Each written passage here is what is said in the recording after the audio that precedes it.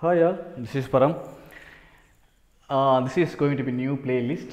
Okay, so in this playlist we will discuss about the watcher, right? Watcher is one of the important feature within the Elasticsearch. Okay, its watchers will be scheduled. Okay, so based on the schedule, it will be triggered by the scheduler. It will execute the actions, what execute the query or execute you see input or conditions. Okay, it will check for the conditions. Mostly it will check for analysis. Okay, basically what will not in a regular interval. Okay, in a regular interval it will check for changes or anomalies. Okay, changes or anomaly. So that is the okay. So whenever it find the anomalies, it can do some actions. Okay, that is what high level purpose of the watcher. Okay. Okay. So, now watchers again we are going to define using the RESTful API. Of course, in Kibana you can define using the Kibana as well. So, okay, in the Kibana there is screen or separate features as a menu in the stack management. There you can you can edit or you can view or you can do debug also. But it's better to work. But based on my experience, I would say okay to work with the Kibana for working, creating or manipulating watcher, but it is best to work with any RESTful client like Sol, Postman. Okay. Okay. So obviously watcher we will be create using the RESTful API. So there is separate APIs are there. Okay. I mean API path is there. Okay. Using that we will create the watcher. Before to see how to see the watchers, okay, how the watcher is composed, okay, what is the advantage of using watcher? Is there any alternative to that watcher? No. Okay, there is no alternative to the watcher. Okay, so if you want to do watch some data change or anomalies on your index data, then obviously you have to depend on the watcher. Okay. So watcher is composed of scheduled, okay, sorry, trigger, input, condition, then transform, then actions. So it composed with almost 1, 2, 3, 4, 5. Okay, almost 5 phases are there. You can say 5 phases or 5 blocks, whatever you want. Okay. So some of the blocks are optional, some of the things are mandatory. So let's say for example trigger is mandatory. Okay, okay, you can have conditions, transforms optional. Again actions optional. Okay. Actions optional, but the input you must define. Okay, or you can have at least static data. Okay, so that's what. So trigger and input is mandatory, but rest of the condition, transform, action is optional. Okay, you can have or you may not have, but without action there is no. Okay, that is it is meaningless. Okay, without action there is no, it is meaningless any watcher. Okay. Okay. So the watchers will be trigger. Okay, how the watchers are execute or how is internally working, we will see in the next video. Okay, I don't want to confuse you people. Okay, now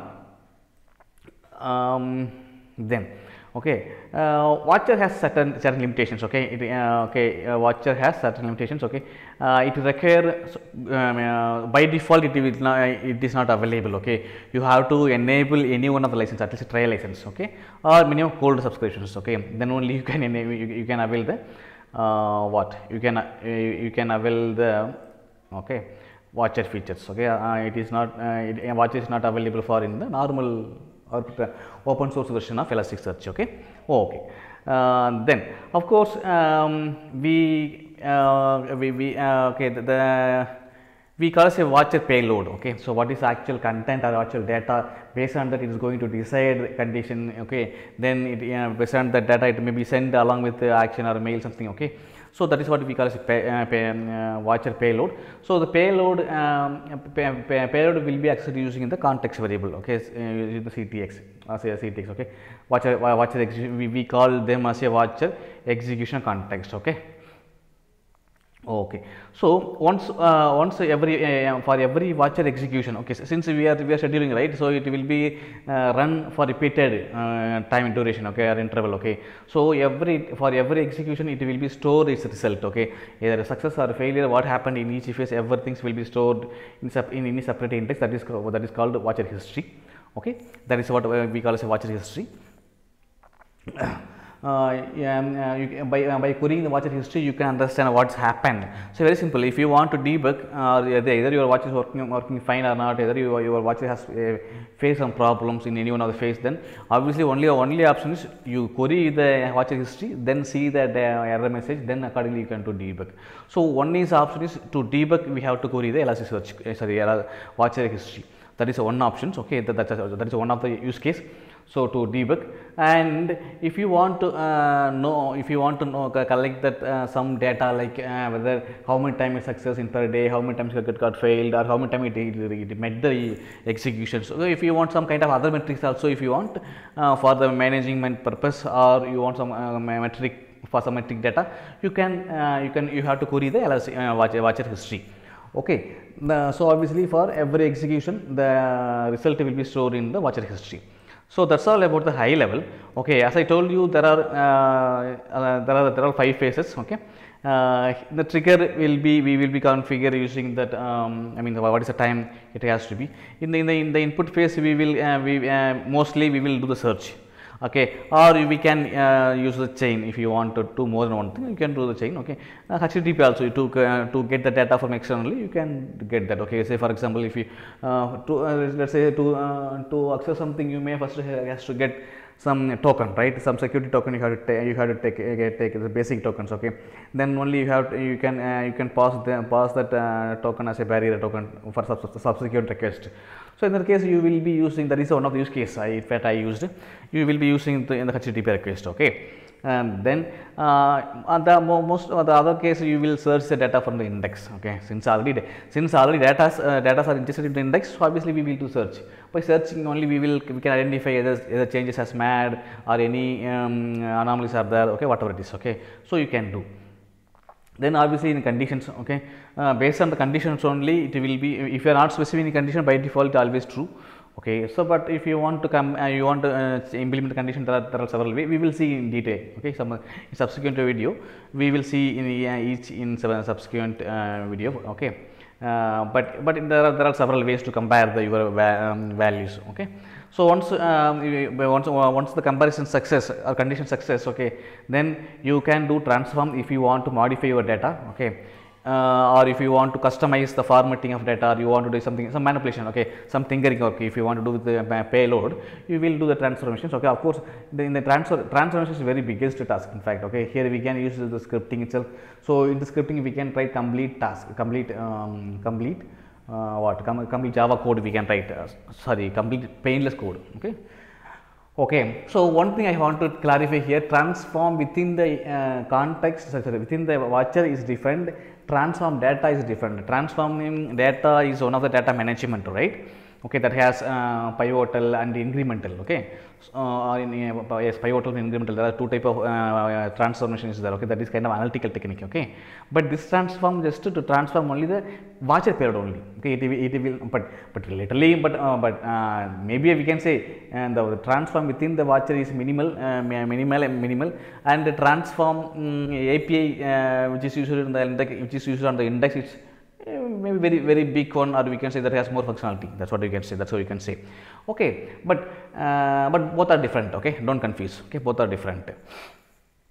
In fact, what are the logic we are writing within the let's say something we want to transform repeatedly.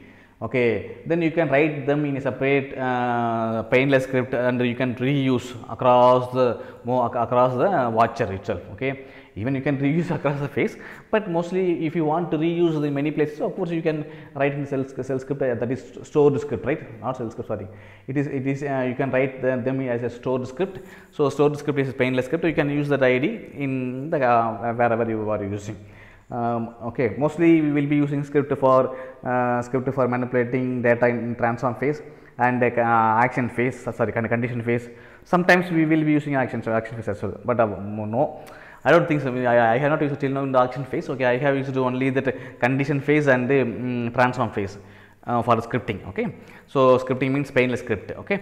Okay, so obviously we can it is better rather than it can be inline. Okay, you can store them as a stored script, then you can reuse many for many watcher. Okay, that's what I want to say in highlight. Okay, but in action case, what it will do now? So obviously it will see, that's what, without action it is meaningless, okay, without action is meaningless. So in the actions you can store the result in the within the Elasticsearch itself, okay, whatever the exact payload you can store them. Okay, so very simple. So otherwise what you have to, let's say you are running the watcher and you want to, let's say in a day you want to know how many times it got failed, or how many what was the payload has been used or created by the watcher. That time what you have to do, you have to query the watcher history itself. Watcher history is not that much easy, sir. Okay, it's very, to navigate itself very, it will take time, though we can use a request path. Okay, request path in the query string. Okay, it's very lengthy. Okay, watcher history is not very simple one to analyze quickly. Okay, so you can if you want to store the I mean if you want to use transformed payload, you can store them in index. Okay, so that if anyone asks later, you can create the report for that or dashboard for that. Okay, that's how you can, that is one use case. Okay, so you can index re-index the actual process the payload within the Elasticsearch itself. But that is one use case. Okay, but you can communicate with the third party using the webhook, I mean RESTful API call, or Jira, Slack, okay, Pager2T, email server. There are many things are there. Okay, of course you have to configure them in Elasticsearch for elasticsearch.yaml file to use them. Okay, okay, we will what is throttle, we will discuss later. Okay, throttle applicable only in the action phase, we will discuss. Okay, that is what I can say in that high level. Okay, that is what I can say in the high level. Yes, then one more thing I want to ask, as the license on. Okay, we told if you are going for, then you should go gold license.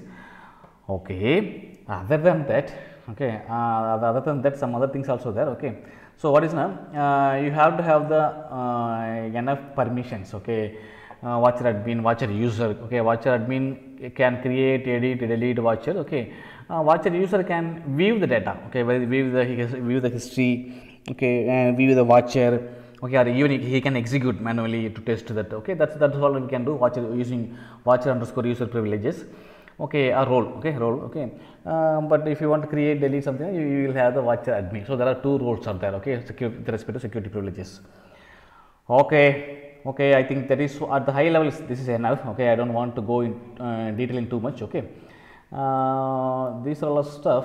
Okay, so okay. In the next video, I will explain how the actually internal is working. Okay, obviously how it is working internally may be useful or may not be useful. Okay, but you have to be familiar with all of the options available for trigger, input, condition, transform, actions. Okay, we will see. I will create separate video for each of the stuff in each phase. Okay, thank you, thanks for watching. I hope you would enjoy this content. Okay, if you like that, please subscribe, leave your comment, like my videos, share with your friends, subscribe to my channels. Okay, thank you.